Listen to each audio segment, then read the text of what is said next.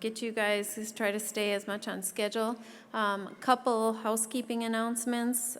For those of you that are signing in for CPE, the check-in code is SMART with a capital S, and we'll get you the checkout code at the end.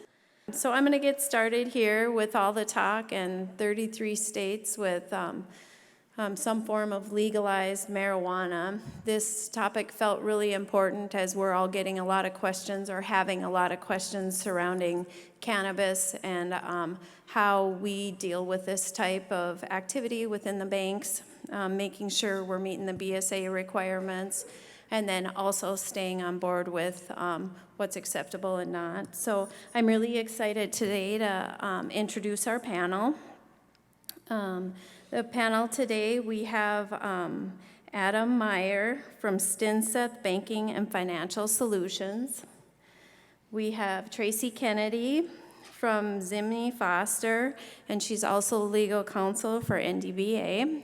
And then Rick Clayburgh from North Dakota Bankers Association. So thank you for being with us today. So with that, I'm going to kick this off with a couple questions for the panel and just throw them out there to start some general discussion. Let's jump right into marijuana. So as I mentioned, there's 33 states in the District of Columbia that have some form of legalized marijuana at this time.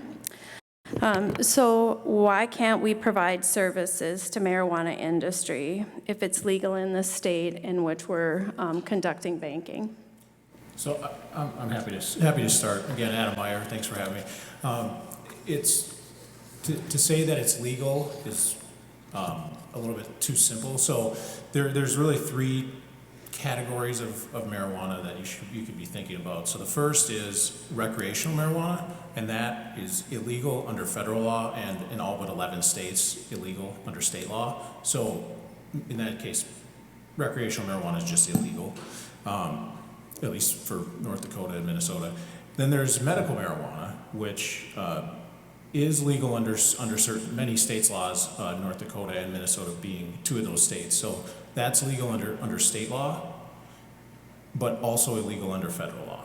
And then there's hemp, which is the third category, which can be legal under state law and can be legal under federal law. In the 2018 Farm Bill, created a structure for hemp to be legalized under state law, and if it is legalized under state law, then it is legal under federal law.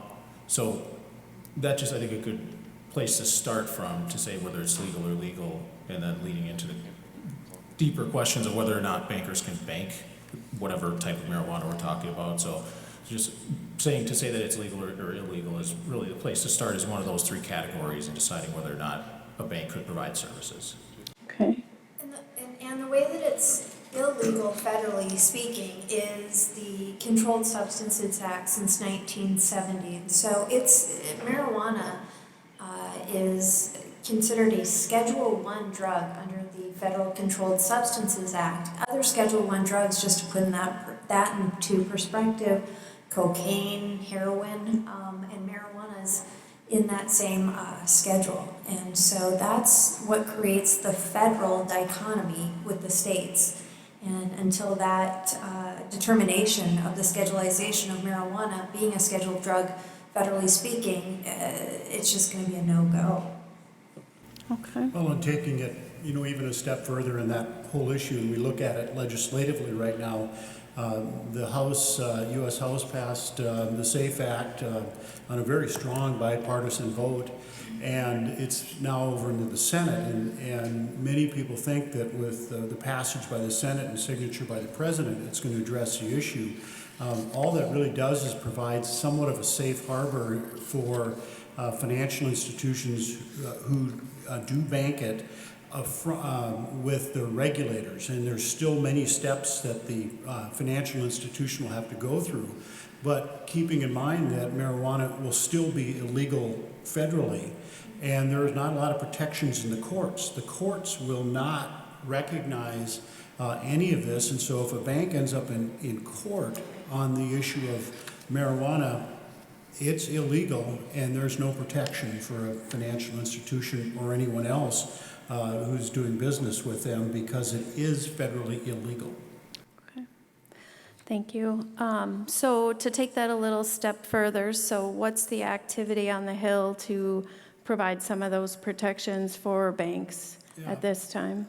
So right now, as I mentioned, the House passed the legislation, and here in North Dakota, Congressman Armstrong voted in the majority and helps support the legislation's passage. It's over in the Senate now, and there's some intriguing things happening in the Senate with the bill. It's going to be in front of the Senate Banking Committee. Senator Mike Crapo from Idaho is the chairman of the committee, and will be bringing the bill up. They're not going to act on the House version of the bill. They're going to actually start clean and use Senator Cory Gardner's bill. Senator Gardner's out of Colorado. And of course, the whole issue of marijuana, really, that's kind of the epicenter with both recreational and medical use. But and so Senator Gardner's bill will be the vehicle in the Senate. A number of things are happening, and most notably, all of the impeachment discussions that are happening in the House are causing slowdown on a lot of issues, including this now, even in the Senate and on the Senate Banking Committee. But that being said, there is a very good possibility, and this is a change in my opinion, even from a few weeks back. It appeared that we were not going to see any action by the U.S. Senate before next spring on any passage of the SAFE Act, and it has to do with primary seasons. And as you know, during the primary in very liberal or very conservative states, that a sitting member can be challenged by somebody in their party who might be more on the extreme side, either more liberal or more conservative.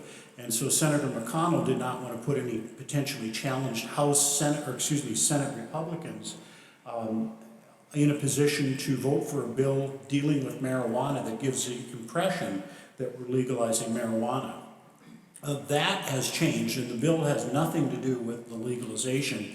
Again, it's just dealing with the whole issue of providing a safe harbor in how banks deal with their regulators. There are 4 issues, though, that have come to the surface, and they're very important issues in terms of the Senate committee and Senator Crapo that he wants to see addressed in the bill. 2 of them are really big issues that could potentially scuttle the entire SAFE Act, and in fact, depending on how the Senate addresses them, could turn the banking industry in opposition to the SAFE Act. And I'll just really briefly touch on a couple of those issues. First is the whole issue of legacy cash, and what happens with a customer that comes to your bank, and the SAFE Act has been passed and signed by the president, and they have $1 million deposit they want to put in the bank. That business needs to account for every single dollar of those previous dollars, or those dollars that were legacy dollars, and they must have receipts for it. So what happens? Does that put the bank and maybe a 19, 20-year-old teller up at the window having to see paperwork that determines that all of those dollars came from the specific sale of properly sold marijuana in the state of North Dakota or another state that has legalized the use of marijuana?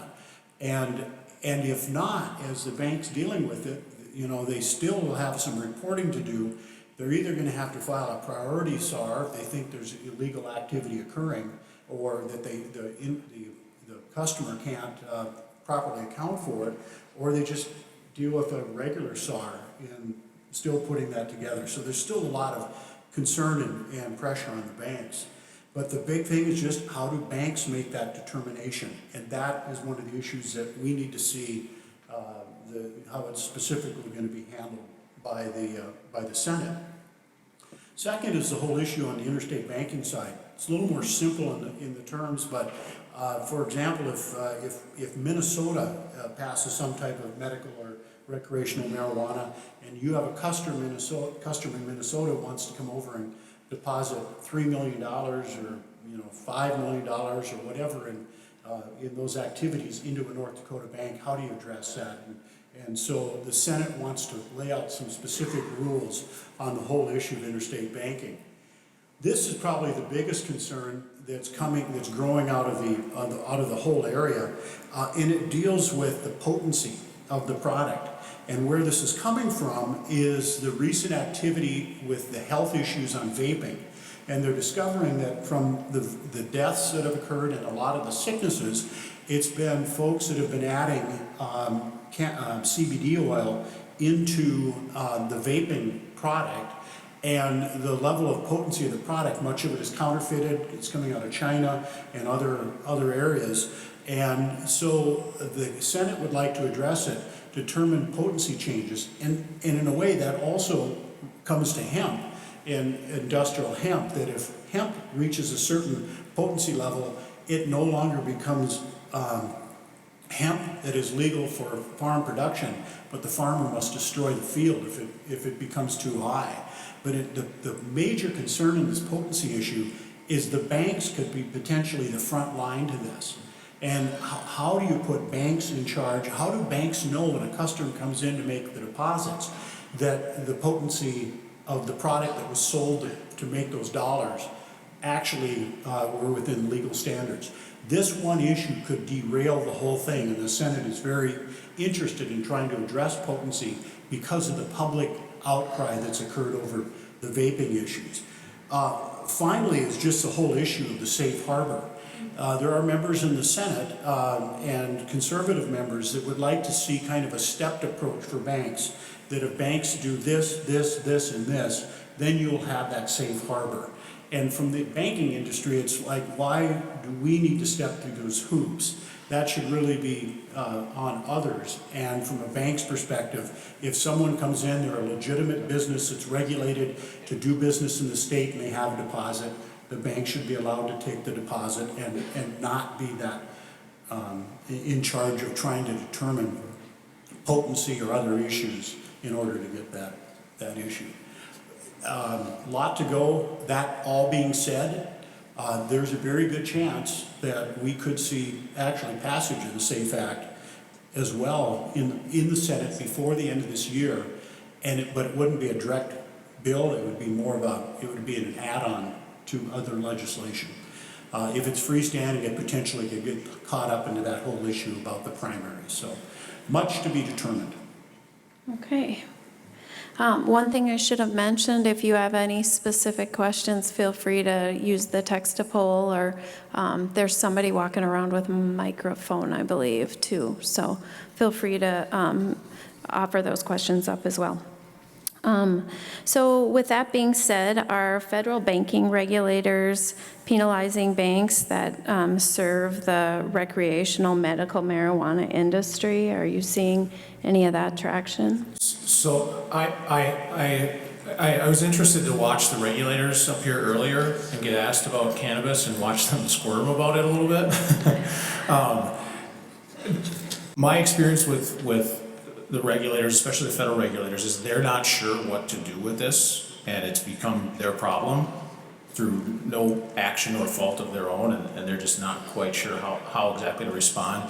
The regulators that I've talked to, I was on a panel with a group of regulators out of our Kansas City office down in Kansas City in the spring, and the OCC, the FDIC, and the Fed, so the same three federal regulators we saw here, had some very senior people on that panel, and they all agreed that there has been no adverse regulatory action taken against any financial institution in the United States. So there's somewhere between 500 and 600 banks banking the cannabis industry in some form or another.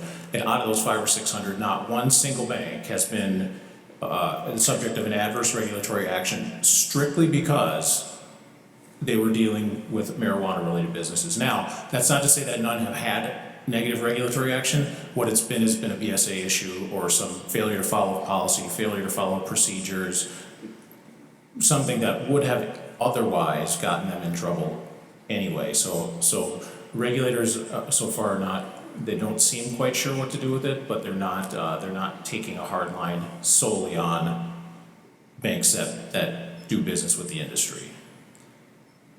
Essentially, there's been historically memorandums from the United States Department of Justice. The first memorandum that came out was during the Obama administration, and it was again through the Department of Justice, and it was directing their people on what to do about marijuana. And that memorandum is called the Cole Memorandum, and it essentially said, hey, we are not going to be prosecuting any marijuana cases for banking or anything like that in the states in which that's legal. That was pretty clear in the Cole Memorandum. New administration, then we had Jeff Sessions there for a little while as the Attorney General, and he put out the Sessions Memorandum that said, forget the Cole Memorandum, the law is the law, it's illegal under the Controlled Substances Act, and that's the way we're going to treat it. Sessions is out, Barr's in. Barr seemed to say in his testimony, but hasn't come out with his own memorandum, seemed to say in his testimony that he would be following the guidelines of the Cole Memorandum.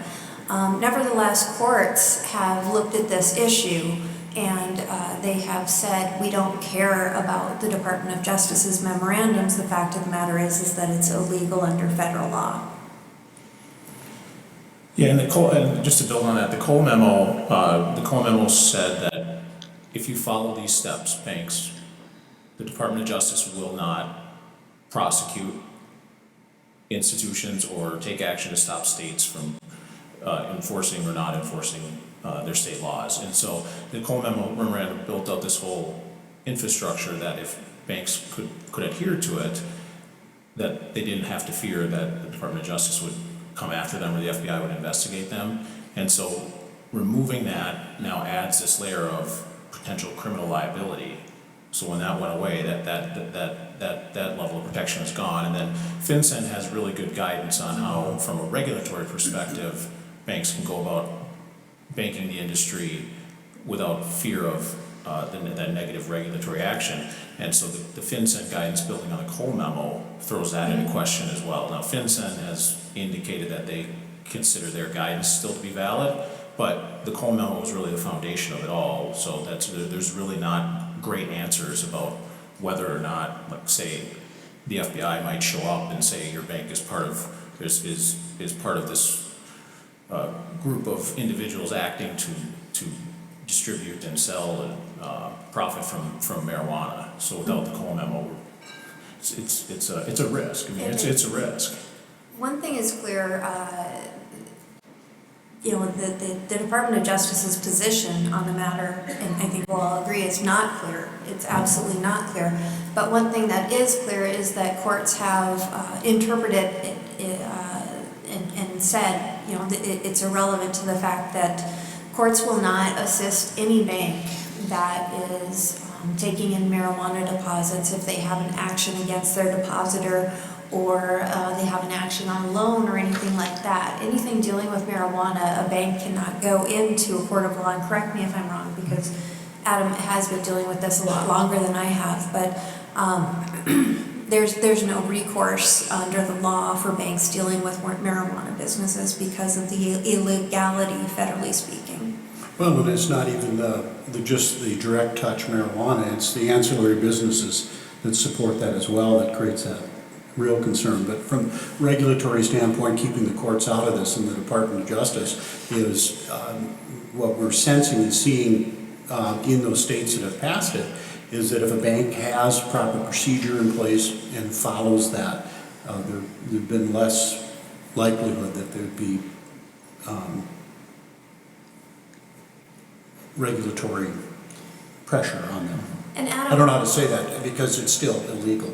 And Adam, your firm has been advising in this through their various locations, and my understanding as well is that banks that are into this, banks and or credit unions that are into this space are pricing their services accordingly, correct? Yeah. Very expensive. Yes, for these. yeah, and Tracy, thanks for mentioning that. So my firm, I'm in Minneapolis, but my firm has a Denver office, and so we have a group of bank clients in Colorado that we've been advising on this for the last 6 years since recreational marijuana was made legal in Colorado. So we have seen this kind of from the ground up, and the upside to the banks is that they're charging somewhere between, and this is for deposit services, somewhere between $2,000 to $5,000 a month per account that is banking, or that is a marijuana related business. So, I mean, there's money to be made. There's a reason that banks out there are taking the risks of banking recreational marijuana, because that's, I mean, those are hefty account fees, and if you can figure out how to do it right, it's a good business to be in from a financial perspective anyway. So can we talk a little bit about what constitutes, I've heard you guys mention marijuana-related business, so what really constitutes what's a marijuana-related business? Goes like this. All of it. Yeah, and Rick had mentioned it too, and you can chime in on this. There's the touching the plant, the very direct aspect of marijuana. But I want you to think money laundering, and because what it happens is any dollar that is generated by this particular industry, the marijuana industry, wherever those dollars go, money laundering goes as well. This is an AML type of thing. And so we're talking their employees, we're talking people that, service industries that help this particular business. You're talking about landlords, people that provide power and electricity. Anything that derives any revenue whatsoever from that marijuana business is acting federally illegal. In Colorado, there was a company that sold large-scale ovens for restaurants and such, but they were of such quality or design that they were used for drying purposes for marijuana business. And so they provided them to this marijuana business for drying purposes, which pulled then that whole company into an ancillary business that was driving some of its income through marijuana, that made it, technically and legally banks had to keep their hands off. But, the reality is that, from the grand scheme of things, from a banking perspective and a societal perspective as well, and what I think, and the reason I think Congress needs to step up to the plate, is purely that issue on money laundering. There is, it's just not drug money. We're seeing in states that, you've got the business of cash now. So here in North Dakota, we've got our 6 dispensaries. If you're a criminal, you know that the person showing up to the dispensary is carrying cash. So they're coming to purchase their medical marijuana. It's a safety threat for that individual showing up to it. That business is taking all cash. They can't use credit cards. They can't, because that, is banking. So it's an all cash business. They're storing cash in bankers' boxes or in cardboard boxes and storing them in facilities off-site. And then that money now, we're finding, has got a lot of criminal activity in that they're running that money and laundering other illicit activities through it, including human trafficking and other activities. So the whole idea that we can pull the transaction, the economic transaction that states are authorizing, whether it's medical or recreational or both, and you can pull that out from under the table and have it run through the commerce of banking, helps control that illicit activity and that money laundering. It's one of the reasons that Senator Crapo is so concerned about that legacy cash, because there are probably billions of dollars sitting out there now, or certainly hundreds of millions of dollars sitting out there that have not been deposited, that are in areas. So when those monies get deposited into an institution, they want to ensure that it came from that activity associated with marijuana, not other illegal type activity. Yeah, and that's an interesting point, Rick, about the ovens, right? That makes actually a client of our firms, and so what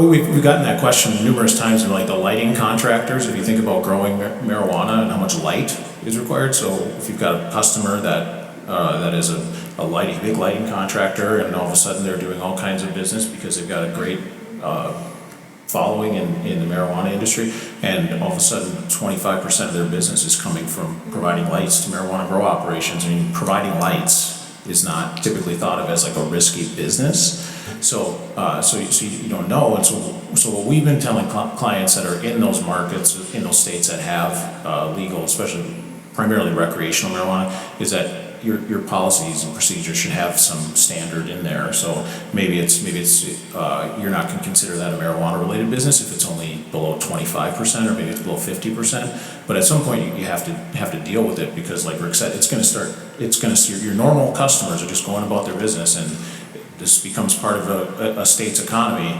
You're going to touch it. Your customers are going to touch it. Then you're going to have to make some decisions. So having something like that in your policies and procedures for those banks that have to deal with it is a way to go to your regulator and say, no, here's why we don't consider this a marijuana related business, because they put 80% of their business is manufacturers, and 20% is really somehow related to marijuana, but they're not a marijuana company. So. I suppose you could take that to its real extreme too, and you mentioned, I'm thinking of the ovens and thinking of the lights, but here in North Dakota, you got a lot of cooperatives. All of a sudden, the cooperative is providing the electricity to that business. Now that cooperative is making money off of federally illegal activity.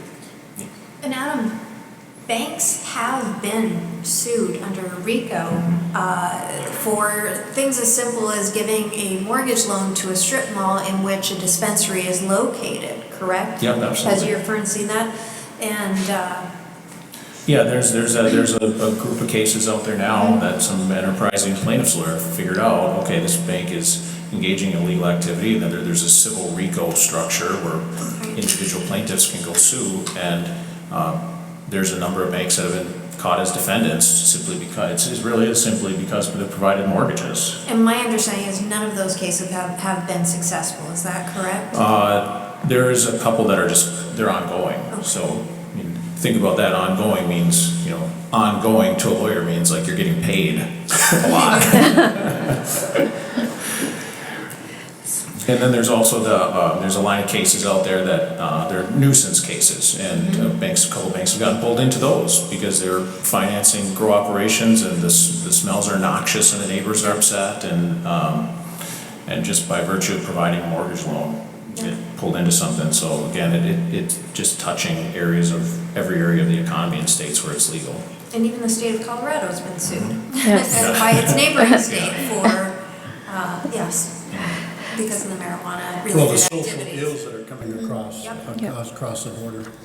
So, so I want to take it just a little different direction. So we've talked a little bit about the marijuana, but some of the conversations that I'm hearing right now are around hemp and hemp production and those ag productions and how that looks to the banks with that ag bill passing recently. So any comments related to hemp specifically?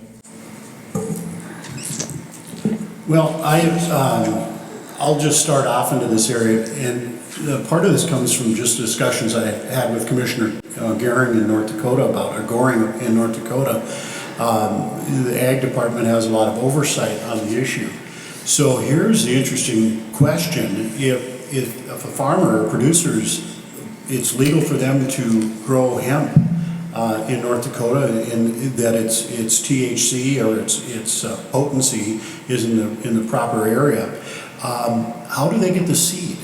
Because legally you cannot transport seed across state lines under federal law. So there are issues that are certainly being addressed, because we do have producers in North Dakota that are now growing hemp, and Representative Dave Munson from Osnabrück has been championing this for many years, and I know he's done some grow work with industrial hemp. I don't know if any of you are Patagonia customers or not, or get a Patagonia, but the newest Patagonia catalog, it's interesting, it just showed up at my door yesterday. It has its whole catalog is on hemp. It's fiber and oil, all non-THC, but all the clothing in their clothing line that is made from industrial hemp, and the fiber, lots of lip balms and other things that you think is an everyday product that can come from hemp. It's a great industrial product. And it's also a good rotational crop. But there's still that federal question of how do we deal with the federal law? And Although it wasn't a farm bill, but we're still dealing with other issues on it. Well, here's the deal with hemp. Yeah, there will be ancillary issues with hemp for sure, but hemp will be a lot clearer on a federal level than marijuana.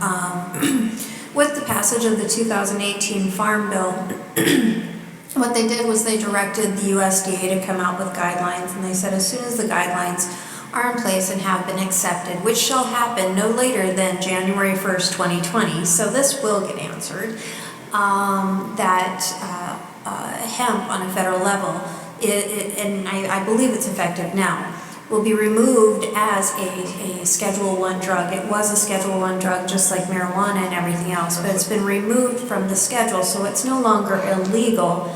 And the guidelines for what you do with that with USDA will be in place. They have to be in place, or they should be, before January 1st, 2020.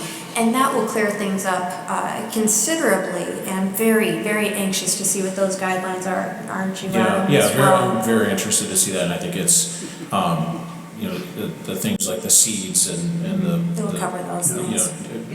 We hope it'll cover those Well, things. and you're talking traditional industrial hemp. Yes. But that's where that question comes in. If it starts going above that percentage, the producer must immediately destroy the crop because it's now no longer in the exempt status. It's now considered an illegal substance because its THC has gotten to a certain point. Yeah. And so now, do banks have to be somehow in that, know that that product had been, wasn't supposed to be destroyed or should have been destroyed, or if it was a legitimate crop that was produced? Those are those bizarre questions that financial institutions are going to be stuck in. Well, so from the banking perspective, you have to, if you're gonna work with, if you're gonna do anything with hemp, you have to have a policy and you have to have procedures, and you have to have some way to have looked into those things, and it's things like making sure your customer is licensed, regular site visits, getting testing reports,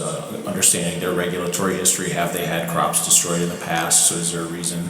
Maybe part of your procedure is getting information about where their seeds are coming from, and information about their suppliers, and that their suppliers are properly licensed and have a good regulatory history with their seed regulation, those kinds of things. So for banks, if you're going to work with hemp, you have to make sure that you've got consistent policies and procedures so that you can say, here's all the things that we got, here's all the things that we asked, here's our enhanced due diligence, here's our monitoring. We've gone out and gotten their had them do background checks on all of their employees, and so they've demonstrated to us that they don't have any felons working in their operation, which would be legal under the 2018 Farm Bill. So for banks, it's just having those policies and procedures in place that allow them to do this and be able to respond to how they've effectively dealt with the risk. One of the things I'd suggest with that, and Adam and I talked about this a little bit, is looking at the FinCEN guidelines that are already out there for marijuana. I wouldn't go as far as to advise a North Dakota bank on how to set up and service the marijuana industry, but the FinCEN guidelines will probably act as a pretty good starting point for creating policies and procedures.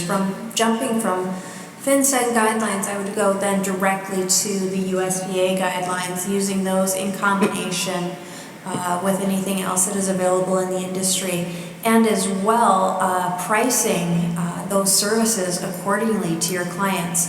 Everything that I've read about or heard about in regards to banking these particular industries, whether it be hemp or marijuana, is that this is an expensive customer for the bank to have. Therefore, you do want to make sure that you are pricing your services accordingly when you are servicing these industries. And I think, Adam, you have actually given direction, or your firm has, and you've also created, do most of your banks that do this charge their customers accordingly for these services? Well, they do, yeah, and that's where that high cost comes from, because there's just, it's a very intense customer base, and they're require a lot of time and energy from your people. And one thing, I have an example of a bank in Colorado that's probably the best in the country at banking the cannabis industry, and they've had a great deal of experience at it, given their location.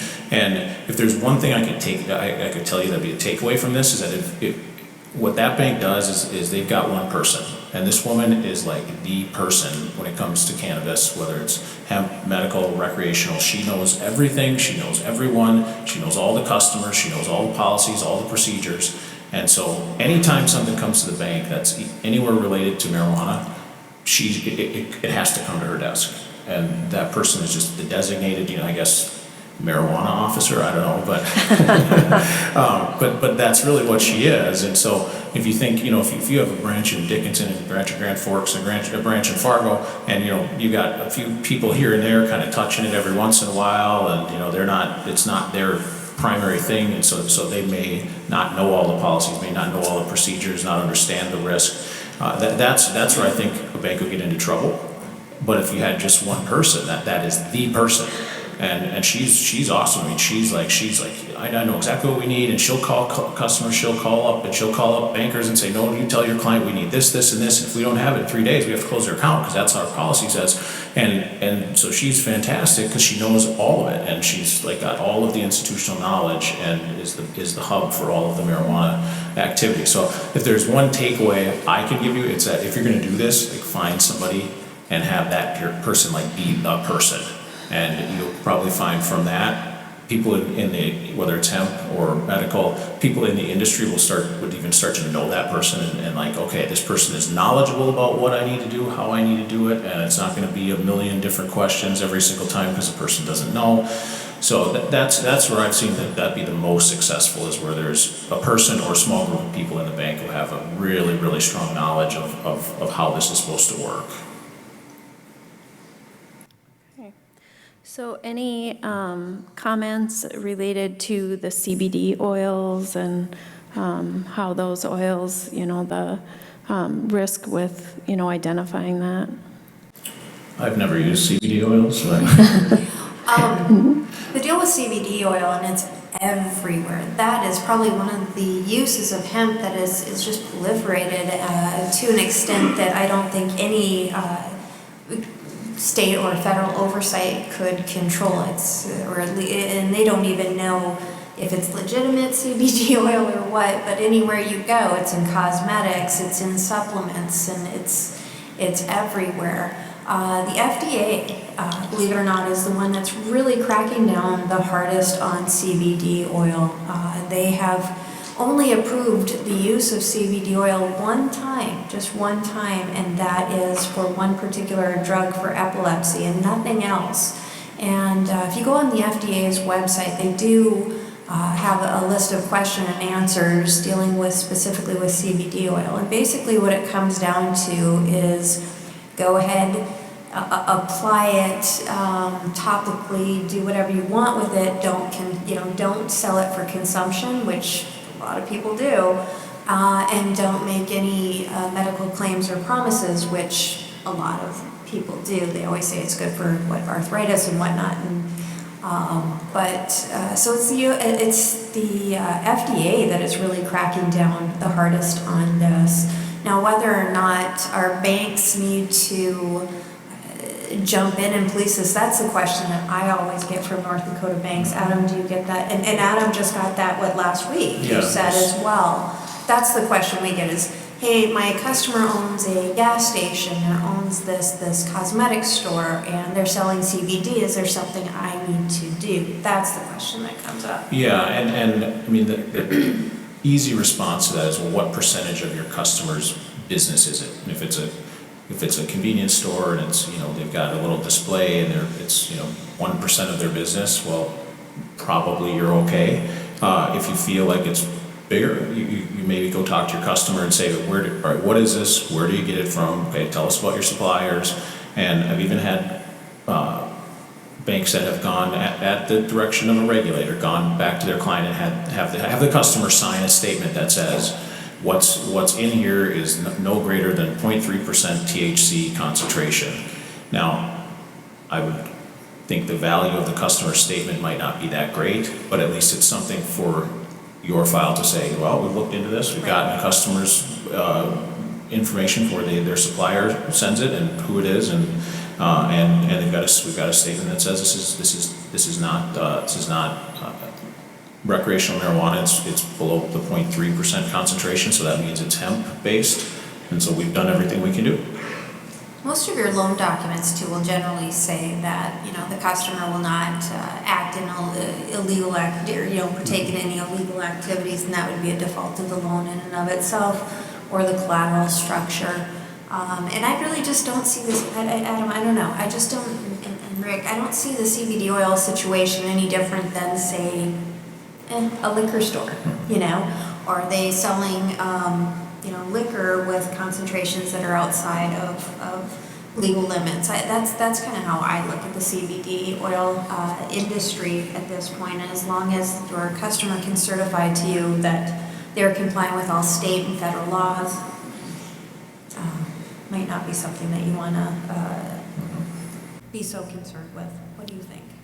I think unless your customer tells you, like, hey, where I'm getting it, there's this kid down the street, and he says that this stuff is great, and so I bought like a whole truckload from him, you probably have a lower risk with it. Okay. Any other? I think we've gotten a couple questions. Yeah, and I think that, Adam just addressed one of the questions on CBD oils, having a customer that has... Don't buy it from the kid down the street. Right, exactly. And probably, Rick, this is a question for you. One of the questions that came in, would the SAFE Act provide for credit card purchases of marijuana? The SAFE Act? Yes. On credit card, I'm looking right out of the corner of my eye to the legal counsel of the North Dakota Bankers Association nodding her head, and you want to... I'm trying to think on that, because you're now dealing with an institution, a credit card company it's nationwide, specifically dealing with an activity in a state that may, I would question that, but Tracy? There's a difference. There's two federal bills that are pieces of legislation are out there on Capitol Hill at this time, and one is the SAFE Act, which is a specific carve out for banking, and I'm sure the credit card use, including the Federal Reserve System, is a carve out in the SAFE Act and would allow for any banking activity within the Federal Reserve, credit card systems throughout the United States. It's an interstate protection of banking, and therefore I'm sure it would cover the credit cards. The States Act, which was proposed by Senator Kevin Cramer in partnership with Elizabeth Warren, looks perhaps, I don't want to say it this way, but perhaps misses the mark a little bit, because it looks at banking and has a carve out in which if the activity is legal in the state, if marijuana is legal in the state, it would be okay for the state to bank marijuana.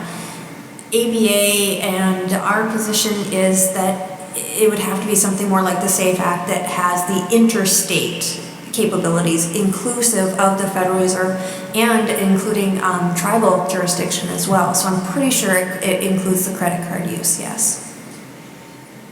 Adam? Yeah, I think that's right, and I think it would protect it. And right now, the issue with the credit cards is the big credit card processors don't want anything to do with it, and so they refuse to process any transactions. So even so, that wouldn't necessarily even mean they were willing to get involved. It would just provide some protections for them if they did. And I can't speak for Bank of North Dakota, but one of the things, Bank of North Dakota, everybody kept asking, why don't they bank marijuana? Why don't they bank marijuana? Why won't Bank of North Dakota do it? And, because they use, interstate banking in their processes, they, come down and said, absolutely not. We're not a marijuana bank. We never can be. We use the same institutions and the processes, intermediaries as banks do. And so with that said, I want to caution everybody in the room, the North Dakota banks, that almost all of us here in this room do have a relationship with Bank of North Dakota. And whoever a bank has a relationship with, you're going to want to make sure that they're going to provide those services to you if you do tiptoe into the marijuana industry in any way.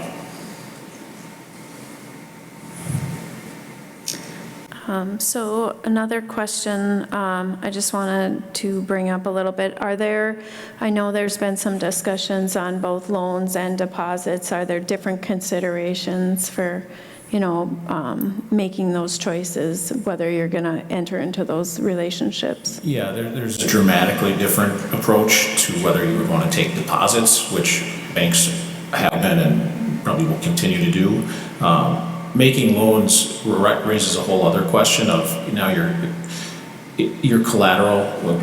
Your collateral is now, if you're talking recreational or medical marijuana, your collateral is now something that's being used in furtherance of a federally illegal drug operation, and that doesn't probably bode well for the long term of that borrower. And one big risk you have is that there's a civil forfeiture structure, meaning that if federal authorities find that any property is used in furtherance of a crime, they have the ability to have that property forfeited to the federal government even before there's a criminal conviction of any kind. So your collateral could go away like that. Which, if I remember right, there's actually a provision in the SAFE Act that addresses that. And then the other thing is if you're financing a grow operation, even medical grow operation, if the customer defaults, you have to go, normally go do something with your collateral. I don't know. I mean, maybe you'd have like the world's greatest Christmas party or something. but that'd be tough collateral to deal with if that happened, and then your bank doesn't have the proper licensing to handle that. So I do know of a bank in Minnesota that finances one of the medical marijuana grow operations, and they finance the whole thing, and with the understanding that they're never going to take the produced collateral. But there's land, there's equipment, there's the building. I mean, they've got some guarantees, they've got some other collateral pledge, so it makes sense to them, and they're willing to take the risk. And my question would be based on my research and what I've seen courts say about marijuana is I really do not think that there is going to be a state or federal court that would enforce any contract dealing with marijuana. I don't think that if you give a loan to a marijuana industry that you're going to find a court that will say, yes, we will require them to repay this loan, because I don't think a court will enforce that contract. And nor do they think they'll enforce a security agreement or a mortgage. I'd be extremely surprised. They have not taken a look at this yet. Correct me if I'm wrong. No, you're right. No, that's a good point. It's a good point. A federal court would Absolutely not enforce it, but state court might if it's legal in your state. I don't know. That's an interesting. Some of us will maybe have to figure it out at some point. As a matter of fact, most our lawyers, we have to adhere to Our ethics. our ethics, yes, rules of professional conduct, and most states' rules of professional conduct for lawyers do not allow us to advise clients on illegal activities. Boom, there's, marijuana is an illegal activity. Well, that's in Kansas. The Kansas Did they fix this? Board of Professional Responsibility. No, they have that opinion out there that says specifically you cannot. No lawyer in the state of Kansas can advise any marijuana-related business. The following information was not the position of the North Dakota Bankers Association or any of the attorneys. Well, I think you can advise people now. Yeah. Yeah.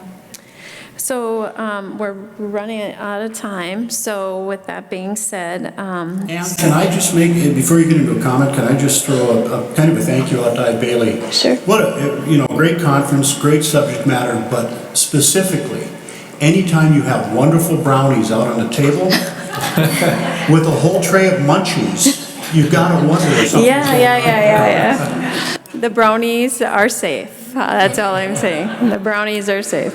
So with that, I just wanted to leave you guys with any parting comments for the audience that we haven't covered. No, just in general, banks around the country are doing this, and they're finding a way to make it work, and nobody's ended up in an orange jumpsuit yet. But I think if that ever were to happen, it would be the bank that just went in without thinking and just said, I've got all this money to make, and I don't care, it doesn't matter, and was not checking on things being money laundering or criminal or that kind of thing. So absent that, I'd say I think that this is probably going to be a continuing to grow area of banking.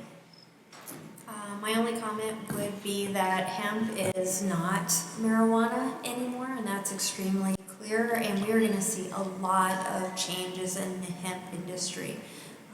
And I think, I do see that as a positive for our state, and I think that there's gonna be a lot of potential in the hemp industry. There will be things like crop insurance, and, you know, I won't go into it now, but you'll be seeing a lot more in industry publications within, gosh, a couple of months here. In January, February, this thing's gonna explode. I don't want to end up in an orange jumpsuit, so I'm not going to say anything more. Okay, perfect. Can you help me in giving them a round of applause for some great information? I also wanted to comment that Tracy put a really great piece of literature together with a few points on it, and it's accessible through the app, so. And if you want the full extent of this information, we have it published through the North Dakota Bankers Association website, and you can reach out to them. There's, I think we've published 30 or 4 pages on cannabis banking as well as hemp, so a little bit more in depth. Thank you. The checkout word is possible. Oh, thanks, Gary. Yep.